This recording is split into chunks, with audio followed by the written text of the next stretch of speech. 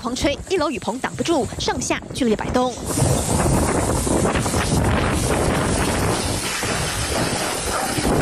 短短8秒钟，遮雨棚就被大风吹断，直接飞落地面，大门及窗户也被吹破，碎片散落一地，把住户吓了一大跳。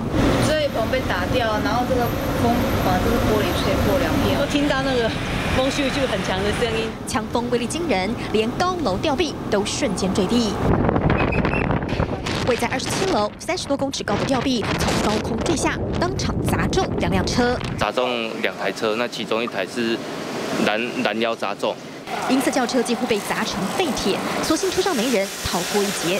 但加油站吉祥物宝宝就倒霉了，很恐怖啊！它原本在哪里的？原本在上面啊。你感受到这次台风的强度？很强很强，真的非常强。 蓝色娃娃的大头破裂挖空，脚也被连根拔起，掉在加油站前，还好没有砸到人，也算不幸中的大幸。记者综合报道。